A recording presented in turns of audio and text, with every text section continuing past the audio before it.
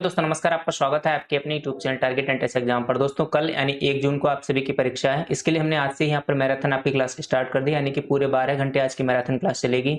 आप सभी marathon class को ध्यान से देखिएगा। और एक बात और, यहाँ पर सारी मैराथन क्लास यहाँ पर आज लास्ट होने वाली हैं। आप लोगों ने बहुत अच्छा सपोर्ट किया पिछले 3-4 महीने से, इसके लिए आप सभी साथियों का बहुत बहुत धन्यवाद। जिस भरोसे के साथ आप लोग हमसे जुड़े हुए हैं, उसी भरोसे को हम यहाँ पर बनाए रखेंगे। आगे और भी क्लासेस आपको अच्छी देंगे, चाहे सीटेट की हो, यानी कि पूरे इस शिक्षक बनने के जो सफर में हम आपके पूरे साथ हैं। आप लोग हमारे साथ बने रहिएगा। बाकी और साथियों तक भी अपने चैनल को यहाँ पर शेयर करिएगा। अभी आपका एडमिशन किस तरीके से होना है, काउंसलिंग किस तरीके से होनी है, स्कॉलरशिप फॉर्म किस तरीके से भरा जाएगा, पूरे बीएड के 2 साल के अंदर आप किस तरीके से अपना परीक्षा फॉर्म भरेंगे, किस तरीके से आपको पेपर की तैयारी करनी है, सब यहाँ पर हम आपको जानकारी समय समय पर देते रहेंगे। आप लोग अपने चैनल को सब्सक्राइब करके रखना और भी साथियों को अपने चैनल से ज़्यादा जोड़ना। बिल्कुल एकदम इसको अपना चैनल मानकर चलिएगा। हमने आपके हर कमेंट्स के रिप्लाई दिए हैं, व्हाट्सएप पर भी आपको रिप्लाई दिए हैं। तो आप लोग कुल मिलाकर अच्छे से हमारे साथ जुड़े रहिएगा और ये सारी मैराथन क्लास आज अच्छे से देखिए। कल अच्छे से आप एग्जाम दीजिएगा। सभी साथियों को बेस्ट ऑफ लक। चलिए बहुत टाइम नहीं लेते हैं और फटाफट से आपकी जो सारी मैराथन क्लास को यहाँ पर स्टार्ट करते हैं। हमने आपके कुछ 4-5 वर्षों के जो इंपॉर्टेंट क्वेश्चन थे उनको मिलाकर यहाँ पर जो प्रीवियस क्लास हो चुकी है उनकी मैराथन क्लास पूरी एक सीक्वेंस में हमने बना के आपको अपलोड कर दी है। आप उसको पूरे यहाँ पर अच्छे से देखिएगा। इसी के साथ आप सभी साथियों का बहुत बहुत धन्यवाद। पूरी मैराथन क्लास देख कर जाइएगा। Thank you so much. Part second यानी आपके 2 पेपर होते हैं ना, 2 पेपर होते हैं और आपका जो सेकंड पेपर होता है उसमें आपके शुरू के 50 क्वेश्चन भैया रीजनिंग के रहते हैं, ठीक है। और जो आपका सेकंड पार्ट होता है साइंस वालों के लिए, उसमें आपका देखिए 50 क्वेश्चन रहते हैं साइंस आपके सब्जेक्ट से। मतलब कि आपका जो है इस प्रकार से क्वेश्चन का डिवाइड रहता है, ठीक है। 12 से 13 क्वेश्चन आपके आते हैं भैया मैथ के, ठीक है। उसके बाद आपके जो है 12 से 13 का ही रेशियो लगभग चलता है। आपके जो है यहाँ पर फिजिक्स के आएंगे, ठीक है। 12 से 13 आपके जो है यहाँ पर केमिस्ट्री के आएंगे और 12 से 13 यहाँ पर आपके जो है बायो के आएंगे, ठीक है। तो इस प्रकार से आपका जो इसमें डिवाइडेशन रहता है। अगर आप किसी के 12 होते किसी के 13 होते, इस प्रकार से आपके 12 चौक 48 मतलब आपके 50 क्वेश्चन बन जाते हैं 12-13 का रेशियो करके, ठीक है। तो आपका फिजिक्स केमिस्ट्री और बायो ये आपको देखिए कहाँ से तैयार करनी है। ये आपको जो है अपने जो आपका 12th लेवल की जो हमारी साइंस है वही इसमें पूछी जाती है, ठीक है। 10th और 12th लेवल की इसमें साइंस आती है। बहुत कम टच करता है अपने बीएससी वाले पार्ट को। ज़्यादातर आपके जो जितने सारे क्वेश्चन होते हैं आपके जो है ज़्यादातर आपके जो 12th वाला पार्ट होता है उससे आपसे पूछे जाते हैं। तो आपको क्या करना है, फिजिक्स केमिस्ट्री और बायोलॉजी के जो बेसिक क्वेश्चन होते हैं वो आपको यहाँ से पढ़ने आपके 12th लेवल के, ठीक है। कुछ क्वेश्चन आपके लिए जो हम यहाँ पर आपको सिलेक्टेड क्वेश्चन करा दे रहे हैं मैराथन क्लासेस से। लेकिन इन मैराथन क्लासेस से आपकी साइंस कंप्लीट नहीं हो पाएगी। आपको क्या करना होगा, आपको खुद से थोड़ा सा पढ़ना होगा, ठीक है। बाकी यहाँ पर आज हम फिजिक्स के क्वेश्चन करेंगे। इसी के साथ आपको जो है अगली वाली क्लास में केमिस्ट्री और बायो इस प्रकार से हम करेंगे। और हम कोशिश करेंगे कि आपको एक दिन में साइंस के हम 2 मैराथन क्लास दे पाएँ, ठीक है। ज़्यादा से ज़्यादा आपका हम कोशिश करेंगे ज़्यादा से ज़्यादा आपको साइंस के क्वेश्चन करा पाएँ, ठीक है। ये हमारी पूरी अपनी तरफ से कोशिश रहेगी। आप लोग इसी तरीके से सपोर्ट करते रहिए। प्लीज़ वीडियो को लाइक करें और चैनल को सब्सक्राइब जरूर कर लें और सभी साथियों के साथ इस सेशन को शेयर भी कर दीजिए, ठीक है। तो चलिए फिलहाल फर्स्ट क्वेश्चन आज हम लोग फिजिक्स के जो बेसिक क्वेश्चन हैं उनकी हम लोग यहाँ पर प्रैक्टिस करने वाले साइंस की। चलिए बात करेंगे क्वेश्चन नंबर 4 की। तो हमने आपको पूरा समझा दिया किस प्रकार से आपको साइंस के लिए प्रिपेयर करना है। बाकी आपको आपका उद्देश्य ये है कि आपको जो सब्जेक्ट वाले पार्ट है 50 में, उनमें से आपको 40 प्लस ठीक करना, तो आपका आराम से काम हो जाएगा गवर्नमेंट कॉलेज के लिए। पूरा हमारा जो एजेंडा हमने आपको पहले से ही समझा रखा है। संवेग यानी कि आपके संवेग की जो एसआई पद्धति में इसकी यूनिट यानी कि इकाई क्या होती है आपको यहाँ पर बताना है, ठीक है। संवेग का आपको फॉर्मूला पता है। संवेग का फॉर्मूला क्या होता है, संवेग का फॉर्मूला क्या होता है आपने सुना होगा, P बराबर संवेग बराबर आपका होता है द्रव्यमान और इंटू आपका जो है वेग, ठीक है। द्रव्यमान इंटू वेग होता है और आपको पता है द्रव्यमान की यूनिट क्या होती है, किलोग्राम होती है, ठीक है। और इसी के साथ यहाँ पर आपके वेग की यूनिट हो जाएगी भैया सेकंड। तो आप इसको इस तरीके से लिखते हैं किलोग्राम इंटू किलोग्राम मीटर और आपका जो है सेकंड इसके डिवाइड में रहता है। चाहे तो आपका इस प्रकार से भी लिखा रहता है, तो आपको इसको भी यहाँ पर ध्यान देना है, ठीक है। इस प्रकार से भी रहता है सेकंड इनवर्स, तो इसका भी वही मतलब होता है जो आपका इसका मतलब है, ठीक है। तो आपको इन दोनों को अच्छे से आपको ध्यान रखना है, जो किलोग्राम मीटर सेकंड इनवर्स, ठीक है। तो ये आपकी हो जाएगी भैया किसकी जो है आपका संवेग की एसआई पद्धति में इसकी यूनिट आपकी हो जाएगी। चलिए बात करें तो क्वेश्चन नंबर भैया नेक्स्ट के यहाँ पर विद्युत आवेश का आपका एसआई मात्रक क्या होगा। विद्युत आवेश का एसआई मात्रक क्या होगा, यानी कि इलेक्ट्रिक चार्ज का आपसे एसआई मात्रक पूछा गया है, ठीक है। वोल्ट, कूलाम, केल्विन और किलोग्राम, ये जो आपके जो क्वेश्चन हैं ये सारे क्वेश्चन ऐसे हैं जो कि आपके कहीं ना कहीं किसी ना किसी कॉम्पिटेटिव एग्जाम से पूछे, चाहे रेलवे हो चाहे आपका जो है और छोटे मोटे एग्जाम्स होते हैं जो कि आपके बीएड एंट्रेंस के लेवल के होते हैं, उन्हीं से आपके हमने क्वेश्चन उठाए क्योंकि इन्हीं क्वेश्चन के आने की संभावना ज़्यादा रहती है। तो इसमें आप बताएंगे कूलाम का भैया विद्युत आवेश का जो है आपका एसआई मात्रक क्या होता है, तो इसमें आपका बी हो जाएगा कूलाम होता है, आपको ध्यान रखना। चलिए क्वेश्चन नंबर भैया 6 है आपका, प्रकाश वर्ष किसकी इकाई। तो ये वाला क्वेश्चन आपको पहले भी करा चुके हैं। प्रकाश वर्ष आपका किसकी इकाई है, 6 वाले ऑप्शन में आपको बताना समय, प्रकाश की तीव्रता, द्रव्यमान या फिर आपका दूरी, ठीक है। यहाँ पर किसकी हो जाएगी, 6 का आंसर नंबर आपका डी बिल्कुल सही हो जाएगा। प्रकाश वर्ष आपकी दूरी की इकाई होती है और एक प्रकाश वर्ष आपका कितना होता है, एक प्रकाश वर्ष बराबर होता है आपका 9.46 इंटू 10⁻15 मीटर। आपको ये भी अच्छे से ध्यान रखना, कितना 9.46 10⁻15 मीटर इसका जो है एक प्रकाश वर्ष बराबर इतना होता है, ठीक है। चलिए और बात करते हैं कर लेते हैं अपने क्वेश्चन नंबर 7 की भैया। प्रकाश वर्ष नामक इकाई का उपयोग किसके मापन के लिए किया जाता है? तो ये सेम क्वेश्चन भैया, इसको बस घुमा के दे दिया है, तो आपको पता है कि दूरी का जो आपका मात्रक होता है भैया प्रकाश वर्ष। ठीक है, चलिए तो इसमें आपका 7th का ऑप्शन नंबर बी बिल्कुल सही हो जाएगा। चलिए बढ़ते क्वेश्चन नंबर नेक्स्ट की तरफ से। इसी प्रकार के आपके क्वेश्चन पूछे जाएंगे। ठीक है, कुछ आपके जो है फिजिक्स के मैथमेटिकल टाइप जो क्वेश्चन होते हैं ना, वो वाले आपसे पूछे जाएंगे, जैसे फोकस लेंथ वाले होंगे, दूरी वगैरह निकालने होंगे, उस प्रकार के छोटे मोटे क्वेश्चन पूछे जाएंगे। सारा का सारा आपका 12th लेवल से ही रहेगा। ठीक है, प्लीज़ भैया थोड़ा सा लाइक कर दीजिए और ज़्यादा से ज़्यादा शेयर भी कर दीजिए। ठीक है, प्लीज़ आप लोग क्या करेंगे, शेयर लगातार करते रहेंगे। हम कोशिश करेंगे कि साइंस की ज़्यादा से ज़्यादा आपको मैराथन क्लास दे पाएँ लास्ट के 5 दिनों में। ठीक है, चलिए प्रतिरोध की एसआई मात्रक क्या होता है? ठीक है, प्रतिरोध का आपका एसआई मात्रक क्या है? क्वेश्चन नंबर भैया 8 की बात करें, इसका आपको बताना है प्रतिरोध का एसआई मात्रक क्या हो जाएगा। ठीक है, चलिए ऑप्शन ए है आपका कूलम, बी ओम, सी जूल या फिर आपका डी जो है न्यूटन। ठीक है, तो इसका आपका सही ऑप्शन हो जाएगा बी, बिल्कुल ठीक। इसका जो है एसआई मात्रक होता है प्रतिरोध का आपका जो है ओम यहाँ पर हो जाएगा। चलिए बात करते हैं क्वेश्चन नंबर भैया नेक्स्ट जो भी आपका, किस भौतिक राशि का मात्रक आपका ओम होता है? ठीक है, प्रतिरोध का, आवेश का, विभवांतर का या फिर आपका धारा का। तो ये सारे क्वेश्चन बेसिक आप इजीली बता देंगे। यहाँ पर हम लोग फिजिक्स के क्वेश्चन कर रहे हैं, फिर आपको हम नेक्स्ट मैराथन क्लास में केमिस्ट्री, बायोलॉजी, इस प्रकार के सारे आपके मैराथन जो है जल्द ही जल्द आपको सारे ज़्यादा से ज़्यादा क्वेश्चन देने की हम जो है कोशिश करेंगे। ठीक है, चलिए तो इसमें बताएंगे आपका 9th का कौन सा हो जाएगा? ए इसमें हो जाएगा प्रतिरोध। ठीक है, प्रतिरोध जो है आपका किस भौतिक राशि का मात्रक ओम होता है? तो प्रतिरोध का मात्रक आपका जो ओम हो जाएगा। चलिए क्वेश्चन नंबर 10th की बात करेंगे। उद्योग में शक्ति की इकाई है। ठीक है, आपको बताना है शक्ति की क्या इकाई होती है, आपको बताना है इसमें शक्ति यानी कि पावर की क्या इकाई होगी, किलोवाट, वाट या फिर जूल या फिर आपका अश्व शक्ति। क्वेश्चन नंबर 13 की यहाँ पर बात करें, आपको बताइए। तो मैंने कुछ सिलेक्टेड जो क्वेश्चन थे जो कि आपके लेवल के थे, सिर्फ उन्हीं क्वेश्चन को लिया है। ठीक है, चलिए तो भैया क्वेश्चन नंबर 3 में बताएंगे आप लोग। प्लीज़ क्या करेंगे, लगातार शेयर भी करते रहिएगा। ठीक है, सभी फ्रेंड्स का शेयर करते रहिए। प्लीज़ चैनल को सब्सक्राइब भी कर लें, क्योंकि यहाँ पर आपको पूरा आने वाला आपका जो रिजल्ट है या फिर आपकी पूरी काउंसलिंग प्रक्रिया या फिर आपका पूरा स्कॉलरशिप प्रक्रिया है, पूरी की पूरी सारी चीज़ें आपको यहाँ पर बताई जाएंगी स्टेप बाय स्टेप। तो आप 13 बताएंगे, इसका ऑप्शन नंबर आपका डी हो जाएगा अश्व शक्ति। क्वेश्चन नंबर भी आपका नेक्स्ट है, कार्य करने की दर को शक्ति कहा जाता है। तो शक्ति की आपकी इकाई क्या होगी? तो अभी अभी बताया, एकदम सिंपल सा है, इसमें आपका जो है वाट हो जाएगा। कार्य करने की शक्ति को क्या कहते हैं आप लोग? शक्ति की इकाई क्या है? आपकी वाट हो जाएगी। लेकिन अगर आपसे पूछा जाए कि उद्योग की बात की जाए, तो यहाँ पर आपका जो है इसकी इकाई जो है अश्व शक्ति हो जाएगी। इसको आपको स्पेशली रूप से ध्यान रखना। इसी प्रकार क्वेश्चन पूछा जाता है, यहाँ पर आपका कन्फ्यूजन हो जाता है और आपकी नेगेटिव मार्किंग होती है और आपका क्वेश्चन जो गलत हो जाता है। ठीक है, तो इसीलिए मैंने इन दोनों क्वेश्चन को स्पेशली रखा, ताकि आप अच्छे से समझ सकें। जहाँ पर सिर्फ आपका शक्ति लिखा हो, कार्य करने की दर, यहाँ पर आपका वाट हो जाएगा और वैसे आपका अश्व शक्ति हो जाएगा। तो इसको आप सही से आपको ध्यान रखना है। बात करें क्वेश्चन नंबर 15 की, ध्वनि को मापने के लिए कौन से एक यूनिट का उपयोग किया जाता है? ठीक है, सीधी सी बात आपसे पूछा गया, ध्वनि को मापने के लिए हम किस यूनिट का उपयोग करते हैं? डेसिबल, हर्ट्ज, ओम या फिर आपका वोल्ट। तो बहुत ही सिंपल सा क्वेश्चन है, इसमें आपका डेसिबल हो जाएगा। ध्वनि को मापने के लिए हम डेसिबल का जो है डेसिबल यूनिट का हम लोग यूज करते हैं। चलिए बात करें तो क्वेश्चन नंबर 23 की, शक्ति की इकाई को क्या कहते हैं? यानी कि आपका फिर से भैया आ गया है, पावर वाली बात यहाँ पर आ गई है। इसको आपको बताना है इसकी इकाई को हम क्या कहते हैं। ठीक है, तो सिंपल सी बात है, क्या कहते हैं? वाट कहते हैं। यहाँ पर आपका ऑप्शन नंबर ए बिल्कुल यहाँ पर से हो जाएगा। इसका फॉर्मूला भी एक बार आप देख लीजिए, P बराबर W/T होता है। अगर कोई फॉर्मूला कोई इसका जो है क्वेश्चन बाई चांस आ जाए, तो उसको भी आपको यहाँ पर ध्यान रखना है। चलिए बात करते हैं क्वेश्चन नंबर नेक्स्ट की, जो भी आपका है। ठीक है, निम्नलिखित में से किसकी कोई इकाई नहीं, यानी कि जो है मात्रक लेस, यानी कि यूनिट लेस जिसे हम बोलते हैं, मतलब किसी का कोई मात्रक नहीं होता है। तो कौन सी इसमें ऐसा चीज़ है इसमें? ठीक है, कि घनत्व, सापेक्षिक घनत्व, विस्थापन या फिर आपका दाब। इसमें आप बताएंगे किसका जो है कोई भी यूनिट नहीं होती। ठीक है, तो आपको पता है घनत्व की यूनिट क्या होती है? घनत्व की यूनिट आप बताएंगे क्या होती है? किलोग्राम और प्रति मीटर क्यूब। ठीक है, उसके बाद यहाँ पर हम बात करेंगे विस्थापन की आपकी जो यूनिट होती है वह मीटर होती है, यानी कि मात्रक आप कह सकते हैं। ठीक है, उसके बाद आपका जो विस्थापन हो गया आपका, ठीक है, दाब की आपकी जो यूनिट होती है भैया क्या होती है बताइएगा? न्यूटन प्रति मीटर स्क्वायर। ठीक है, फिर आपका घनत्व बचता है, तो भैया सापेक्षिक घनत्व का आपकी जो कोई भी इकाई नहीं होती, क्योंकि सापेक्षिक घनत्व क्या है? आपका दो एक जैसी इकाइयों का अनुपात है। और आपको पता है जब दो एक जैसी इकाइयों का अनुपात होता है, तो आपस में उनके मात्रक कट जाते हैं, तो वहाँ पर कोई भी आपका मात्रक नहीं रहता है। तो यहाँ पर आपका ऑप्शन बी बिल्कुल यहाँ पर सही हो जाएगा। बाकी सभी के मात्रक मैंने आपको लिखकर दिखा दिए हैं।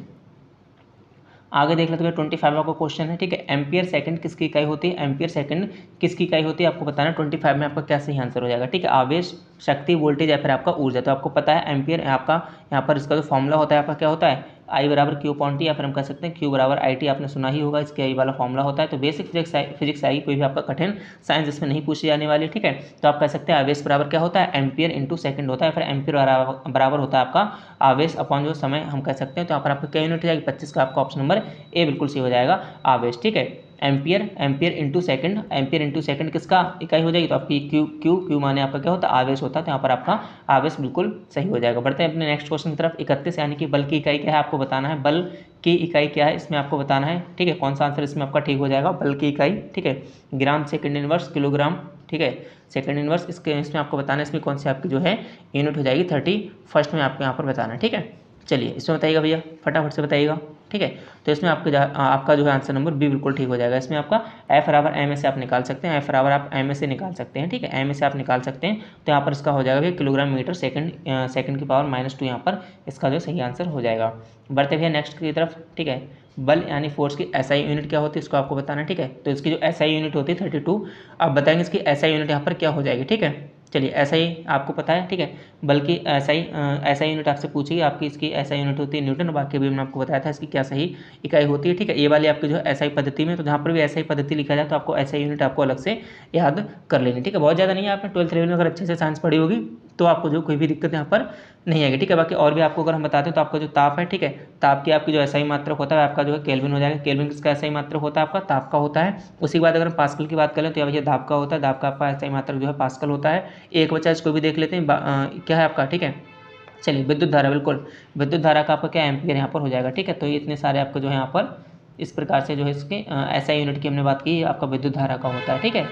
चलिए अब बात करते हुए question number next, question number आपका जो भी नेक्स्ट होगा अच्छा सा, 1 पास्कल बराबर किसके होता है आपको बताना। क्वेश्चन नंबर 62 का आंसर 1 पास्कल बराबर आपका क्या हो जाएगा, ठीक है। काफ़ी सारे क्वेश्चन हैं लेकिन हमने आपको कुछ सिलेक्टेड क्वेश्चन ही कराए हैं जो कि हमें लगे इंपॉर्टेंट है आपके बीएड के लिए, उनको ही हम लोग यहाँ पर करा रहे हैं, वरना कराने को बहुत सारे साइंस के क्वेश्चन करा सकते हैं।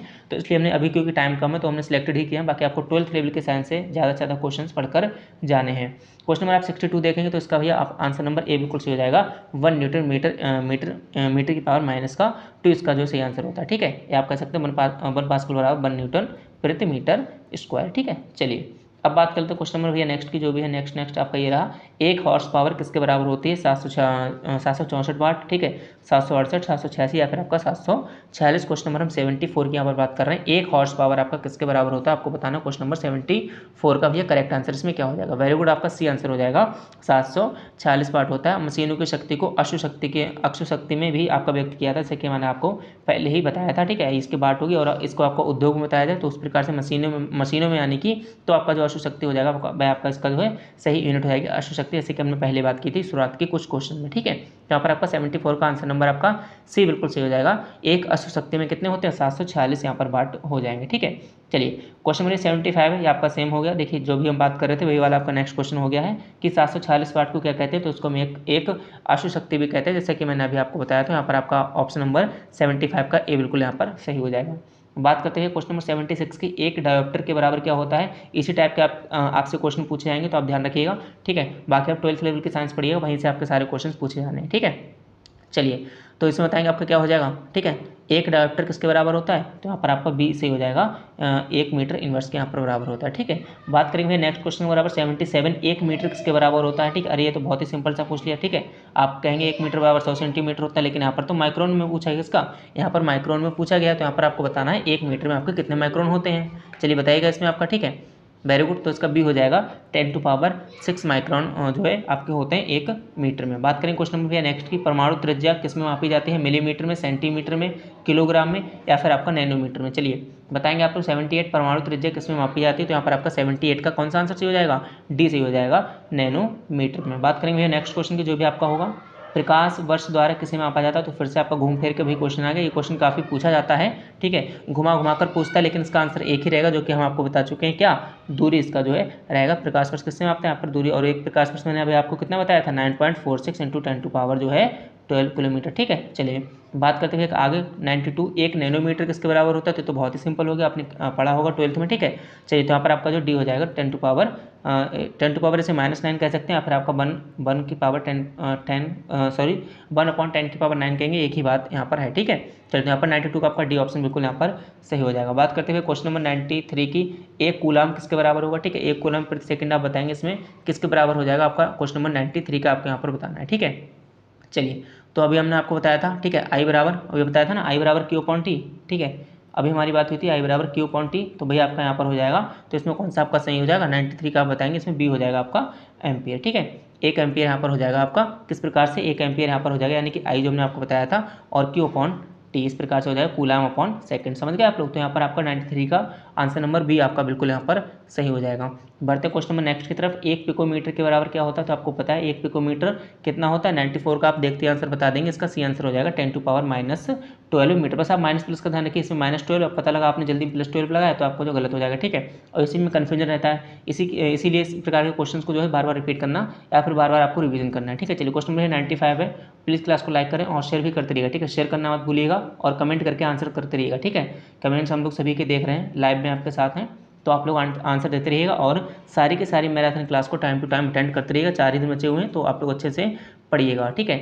1 जूल की यहाँ पर बात कर रहे हैं, 1 जूल किसके बराबर होता है, तो आपको बताना है 1 जूल किसके बराबर होता है। तो आपका 1 जूल होता है 1 न्यूटन इंटू आपका 1 मीटर के यहाँ पर बराबर होता है आपका 1 जूल। इसको आप याद कर लेना। 95 का आंसर नंबर आपका ए बिल्कुल आपका जो है सही हो जाएगा। बात करते हुए क्वेश्चन नंबर नेक्स्ट की, जो भी आपका हाइग्रोमीटर से क्या मापा जाता है, ऊष्मा, आर्द्रता, ठीक है, बल या फिर आपका विकिरण। 97 की हम बात कर रहे हैं, ठीक है।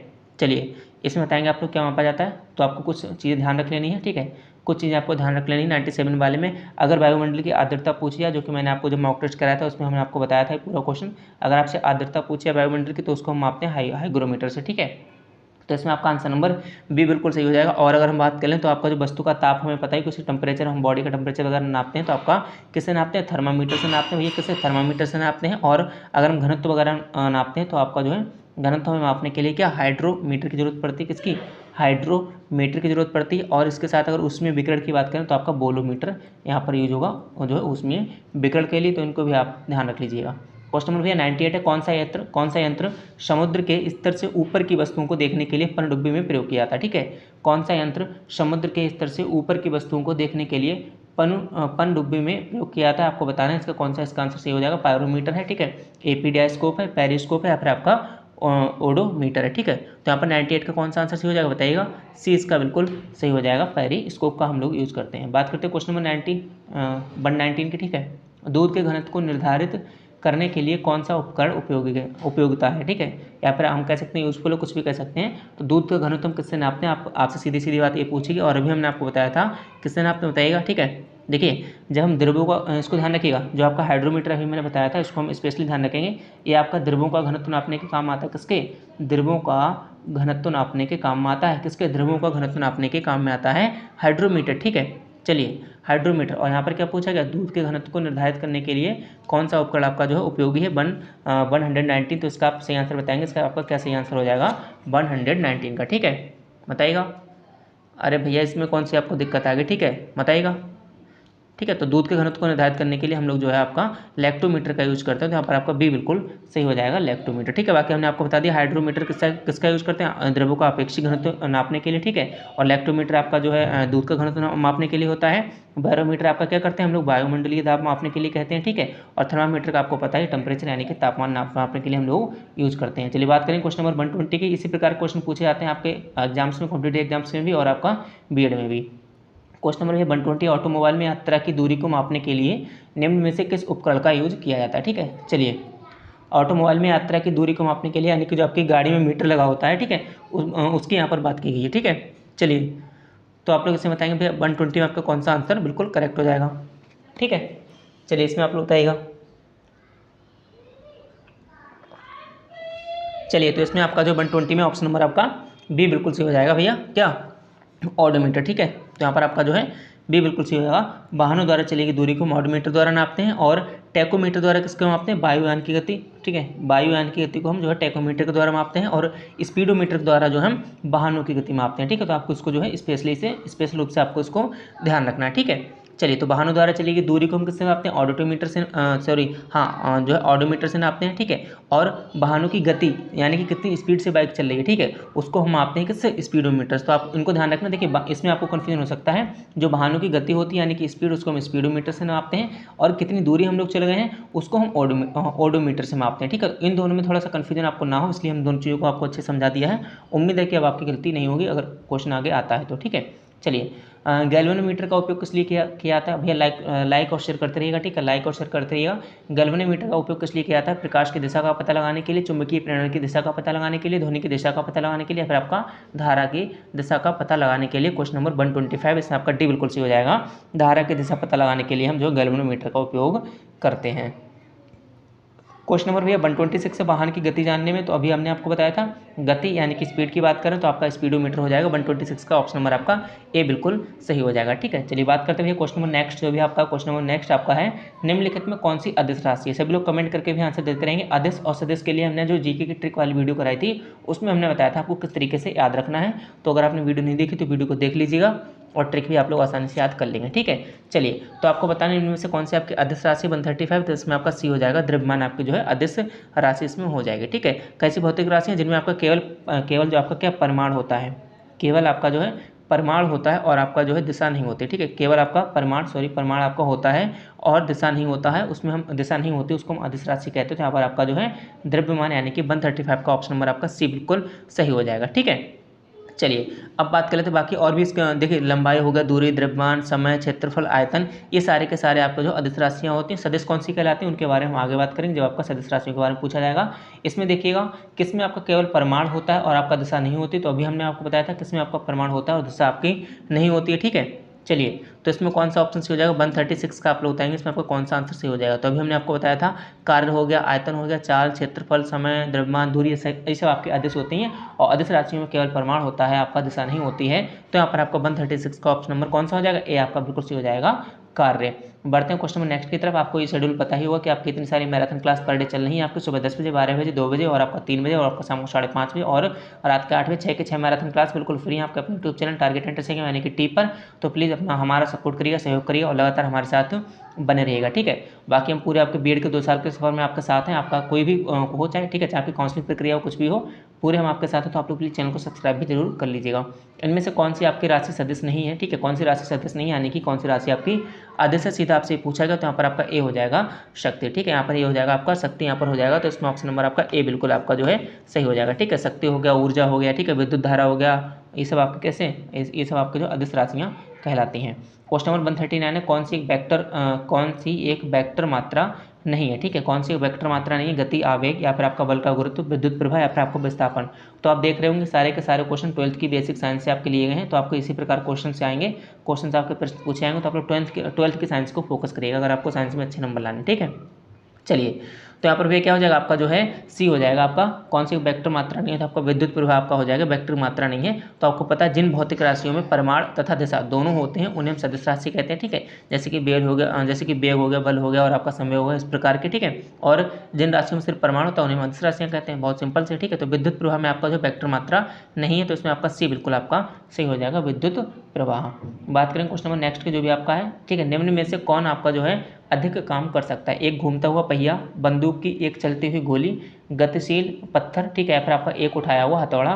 कौन एक अधिक काम कर सकता है, ठीक है। किसी वस्तु के लिए आपको पता है, इसमें आपको बताना कौन सा आपका जो है अधिक काम कर सकता है, ठीक है। तो किसी वस्तु को कार्य करने के लिए किसकी जरूरत होती है? बल, और बल की दिशा में विस्थापित दूरी की आवश्यकता होती है। तो इसमें आपका फर्स्ट का ऑप्शन नंबर आपका बी बिल्कुल सही हो जाएगा, बंदूक की एक चलती हुई गोली, ठीक है। आपका जो है बी बिल्कुल सही हो जाएगा। इसमें आपका जो है न्यूटन का तीसरा नियम लागू होता है, क्रिया और आपका प्रतिक्रिया का नियम, ठीक है। जो बंदूक की निकली गोली से आपका अधिक दूरी तक विस्थापित करता है, तो इसमें आपका बंदूक से निकली गोली अधिक आपके कार्य कर सकती है। तो इसमें आपका ऑप्शन नंबर फर्स्ट का भी बिल्कुल यहाँ पर करेक्ट हो जाएगा।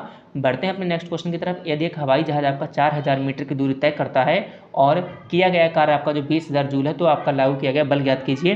तो इसका बिल्कुल सिंपल सा फॉर्मूला आपका होता है, ठीक है। इसका बिल्कुल एकदम सिंपल सा फॉर्मूला होता है, आपको याद कर लेना है, उस प्रकार से आपको क्वेश्चन को करना है। तो सिंपल वाले जो फॉर्मूला होते हैं भैया आपके लगते हैं, ठीक है। तो यहाँ पर सीधा सीधा फॉर्मूला लगेगा आपका, कार्य बराबर क्या होता है बताइएगा, बल इंटू आपका जो दूरी होती है। तो यह वाला आपका फॉर्मूला आपको ध्यान रख लेना है, ठीक है। इसमें आपका सिंपल से लगाना है। कार्य कितना भैया आपका 20,000 जूल है, आप देख सकते हैं 1 2 3 यानी कि 20,000 आपका जूल है और इसके साथ ही यहाँ पर बल हमें निकालना है और इसमें आपका दूरी दी गई है। तो बहुत ही सिंपल सा क्वेश्चन है, एकदम तुच्चा मच्चा क्वेश्चन है भैया। 4000 हो जाएगा, ठीक है। और ऐसे ही कट जाएंगे 2 3 जीरो कट गया, ठीक है। 4 5 आपका 20 हो गए। तो यहाँ पर आपका जो 5 यूनिट आएगा, बल्कि यूनिट कौन सी होती है? न्यूटन होती है। तो यहाँ पर आपका 5 यूनिट हो जाएगा भैया, ऑप्शन ए बिल्कुल आपका सही हो जाएगा। बढ़ते हैं नेक्स्ट क्वेश्चन की तरफ। कार्य करने की क्षमता क्या कहलाती है? क्वेश्चन नंबर 14 आप बताएंगे। तो कार्य करने की क्षमता को हम क्या कहते हैं बताइएगा? ऊर्जा कहते हैं, तो यहाँ पर आपका ऑप्शन नंबर सी बिल्कुल यहाँ पर सही हो जाएगा। ठीक है, ऊर्जा की जो ऐसा ही मात्रक होता है आपका जूल होता है। ठीक है, क्या होता है, जूल होता है, आपको पता है ऊर्जा ना तो स्थान घेरती ना ही ऊर्जा को हम देख सकते हैं। ठीक है, चलिए बात करें क्वेश्चन नंबर नेक्स्ट का। यदि कार्य का मान धनात्मक हो तो जिस निकाय पर किया जा रहा हो उसको हम क्या कहते हैं। तो आपने जो जब जो इंटर किया होगा उसमें आपने फिजिक्स में ऐसी बहुत सारी चीज़ पढ़ी होंगी। ठीक है, तो इसमें ऊर्जा का ह्रास होता है या फिर आपका जो है यानी कि ऊर्जा हमें गेन होती है। ठीक है, ऊर्जा का ह्रास यानी कि जो है ऊर्जा का ह्रास होता है, फिर आपका उसका मान शून्य रहता है, नियत रहेगा, या फिर हमें उसकी ऊर्जा में वृद्धि होगी यानी कि ऊर्जा गेन होगी, या फिर आपका लॉस होगी। इसमें आपको बताना क्वेश्चन नंबर 15 में आपका क्या इसका सही आंसर हो जाएगा। ठीक है, चलिए तो इसमें आपका डी हो जाएगा। जब भी क्या होता है, जब भी आपका जो है डब्ल्यू बराबर आपका प्लस में आता है यानी कि आपका जो वर्क है या जो कार्य है वो आपका धनात्मक में आता है, तो आपका जो निकाय है, ठीक है, या जो सिस्टम है उस पर जो उसकी ऊर्जा में वृद्धि हो जाती है, तो यहाँ पर आपका 15 का ऑप्शन नंबर डी बिल्कुल आपका सही हो जाएगा। बढ़ते हैं क्वेश्चन नंबर नेक्स्ट की तरफ। आपका किसी वस्तु पर किया गया कार्य, इसी प्रकार के क्वेश्चन आएंगे। ठीक है, इसी प्रकार के क्वेश्चन आएंगे और आपको बाकी ज़्यादा से ज़्यादा 12th लेवल के आपको क्वेश्चन पढ़ने हैं। किसी वस्तु पर किया गया कार्य आपका किस पर निर्भर नहीं करता है। वह कोण जिस पर बल विस्थापन हेतु प्रवृत्त है, प्रयुक्त बल या फिर विस्थापन या फिर आपका वस्तु के आरंभिक वेग। चलिए इसको बताएंगे। इसका 41 का आपका कौन सा आंसर बिल्कुल सही हो जाएगा। किसी वस्तु पर किया गया कार्य किस पर निर्भर नहीं करता, 41 का आपको बताना है। इसमें आपका कौन सा आंसर जो है बिल्कुल सही हो जाएगा। ठीक है, चलिए 41 भैया, 41 फटाफट वही शेयर करते रहिएगा। ठीक है, क्या कर रहे हैं आप लोग, क्या कर रहे हैं आप लोग, क्या करेंगे, शेयर लगातार करते रहेंगे। ठीक है, आंसर भी करते रहिए, कमेंट बॉक्स में आंसर भी करते रहिए। तो यहाँ पर वस्तु के आरंभिक वेग यानी कि आपका डी वाला बिल्कुल सही हो जाएगा। ठीक है, किसी वस्तु पर किया गया कार्य जो है उसके वस्तु के आरंभिक वेग यानी कि जो इनिशियल वेग आपका होता है उस पर आपका जो है डिपेंड करता है। ठीक है, चलिए डिपेंड नहीं करता है, इसमें क्या लिखा है, निर्भर आपका नहीं करता। ठीक है, किसी वस्तु पर किया गया कार्य किस पर निर्भर नहीं करता, तो उसके आपके जो है प्रारंभिक वेग पर आपका जो निर्भर नहीं करता है। चलिए बात करेंगे आपका नेक्स्ट क्वेश्चन नंबर 42 की।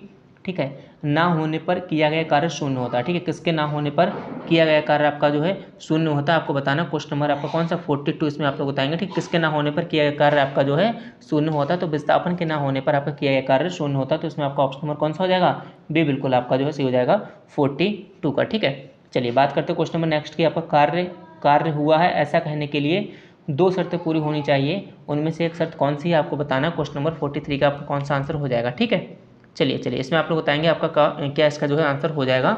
इसमें आपकी दो शर्तें पूरी होनी चाहिए, कौन सी उसमें एक शर्त है आपको बताना है। ठीक है, कुछ इस प्रकार आपका होता है, डब्ल्यू बराबर एफ डी कॉस थीटा होता है, फिर आप एफ एस कॉस थीटा भी लिख सकते हैं, जो भी आपका मन करे आप उसको लिख सकते हैं। ठीक है, तो कार्य करने के लिए कौन सी आपको दो शर्तें पूरी होनी चाहिए आपको बताना है। ठीक है, दो शर्तें पूरी होनी चाहिए और एक इसमें से कौन सा वस्तु का विस्थापन यानी कि डी होता है, तो आपका इसमें जो है एक आंसर कौन सा जो वस्तु विस्थापित होनी चाहिए यानी कि 43 का आपका ऑप्शन नंबर बी बिल्कुल यहाँ पर सही हो जाएगा। ठीक है, क्वेश्चन नंबर 44 है, बल और विस्थापन का गुणनफल क्या कहलाता है। बल और आपका विस्थापन का यानी कि डी का आपका गुणनफल क्या कहलाता है, इसको आपको बताना है। तो बिल्कुल क्या कहलाता है आपको बताइएगा। ठीक है, अभी हमने आपको बताया था, इसको एफ है, इसको डी यानी कि डब्ल्यू बराबर एफ डी यानी कि कार्य यानी कि आपका 44 का ऑप्शन नंबर आपका सी बिल्कुल यहाँ पर सही हो जाएगा। बढ़ते क्वेश्चन नंबर नेक्स्ट की तरफ। कार्य का गुणनफल क्या कहलाता है भैया, कार्य का गुणनफल क्या कहलाता है 45 का, तो सभी के सभी एक ही फॉर्मूले से निकले हुए हैं। ठीक, कार्य बराबर क्या होता है, बल गुणा क्या होता है, विस्थापन होता है। तो यहाँ पर आपका डी बिल्कुल सही हो जाएगा।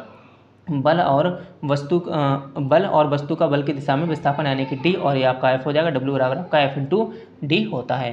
क्वेश्चन नंबर नेक्स्ट है, कार्य किस पर निर्भर नहीं करता है। कार्य किस पर निर्भर नहीं करता, तो ये आपके जितने अभी 3-4 क्वेश्चन थे रिसेंटली, आपके सभी के सभी एक ही फॉर्मूले पर थे, डब्ल्यू बराबर एफ डी पर। ठीक है, और आगे कॉस थीटा होता है। तो यहाँ पर आप बताएंगे क्वेश्चन नंबर आपको 46 क्या हो जाएगा। 46 का आपका कौन सा आंसर हो जाएगा, डी आपका हो जाएगा संवेग पर। ठीक है, संवेग पर आपका जो निर्भर यहाँ पर नहीं करता है, बाकी आपका कोण यानी कि थीटा पर निर्भर करता है, और आपका बल तो है ये, और विस्थापन को या तो एस से लिख सकते हैं या फिर डी से लिख सकते हैं, और फॉर्मूला क्या होता है, डब्ल्यू बराबर एफ एस कॉस थीटा, इसके अकॉर्डिंग यहाँ पर एफ डी भी लिख सकते हैं, एक ही आपकी बात है। ठीक है, क्वेश्चन नंबर 47 यानी कि जो भी आपका नेक्स्ट क्वेश्चन 83, कार्य करने की दर को क्या कहते हैं। ठीक है, कार्य करने की दर क्या कहलाती है आपको बताना, क्वेश्चन नंबर 83। ठीक है, मैंने बीच बीच में से क्वेश्चन लिए ताकि जो खाली इंपॉर्टेंट क्वेश्चन उनको यहाँ पर लिया, वैसे बहुत सारे क्वेश्चन हो जाएंगे। तो 83 आप लोग बताएंगे इसका क्या सही आंसर हो जाएगा। आपका 83 का आंसर सी बिल्कुल सही हो जाएगा। कार्य करने की दर को हम क्या कहते हैं, शक्ति कहते हैं। क्या कहते हैं, शक्ति कहते हैं। पी बराबर डब्ल्यू इंटू टी आपने सुना होगा। ठीक है, चलिए अब बात करते हैं क्वेश्चन नंबर नेक्स्ट जो भी आपका होगा। क्वेश्चन नंबर नेक्स्ट भैया कौन सा है, शक्ति का कौन सा सूत्र है। ठीक है, शक्ति का कौन सा सूत्र है, तो अभी हमने आपको बताया था कौन सा आपका शक्ति का सूत्र है, 90 आप लोग बताएंगे आपका इसका क्या आंसर आपका हो जाएगा। ठीक है, चलिए इसमें आप लोग बताएंगे आपका क्या आंसर इसका हो जाएगा। ठीक है, पी बराबर डब्ल्यू इंटू टी नहीं होता, पी बराबर आपका डब्ल्यू अपॉन टी होता है, सॉरी। ठीक है, चलिए तो उसको करेक्ट कर लीजिए, जो मैंने अभी आपको ऊपर वाला क्वेश्चन बताया, पी बराबर आपका डब्ल्यू अपॉन टी होता है, यानी कि 90 में आपको कौन सा आंसर से हो जाएगा आपको बताना है। बिल्कुल डब्ल्यू अपॉन टी यानी कि कार्य अपॉन समय यानी कि कार्य बटे समय आप कह सकते हैं। तो इसका आंसर जो 90 का ऑप्शन आपका भी बिल्कुल सही हो जाएगा, डब्ल्यू अपॉन टी। ठीक है, क्या पी बराबर होता है आपका डब्ल्यू अपॉन टी, इसको आपको ध्यान रखना है। इससे कई बार सवाल भी आपके क्वेश्चन न्यूमेरिकल क्वेश्चन आपसे पूछे जाते हैं, ठीक है। तो न्यूमेरिकल क्वेश्चन होंगे वो भी आपको बहुत ज़्यादा हार्ड नहीं होने वाले हैं। 94 में आप लोग बताएंगे 50 किलो द्रव्यमान, यानी कि आपका जो m बराबर यहाँ पर दिया गया है 50 किलो द्रव्यमान, ठीक है। चलिए उसके बाद भैया एक लड़का 40 सीढ़ियाँ चढ़ता है, 9 सेकंड में चढ़ता है, टी बराबर कितना है, इसका 9 सेकंड टाइम दिया गया है। उसके बाद भैया सीढ़ी की ऊंचाई यानी कि h बराबर है 15 सेंटीमीटर, ठीक है। और g यहाँ पर दिया गया है ऑलरेडी 10 मीटर सेकंड इनवर्स 2, ठीक है। चलिए तो इसमें आपको शक्ति यानी कि W बराबर निकालना है, ठीक है। शक्ति यानी कि P बराबर निकालना, W आपका कार्य होता है, तो यहाँ पर आपका P यानी कि आपको जो है शक्ति निकालना, तो इसमें आप बताएंगे आपको किस प्रकार से फॉर्मूला यूज़ करेंगे। तो अभी हमने बताया था P बराबर आपका W/T होता है, ठीक है।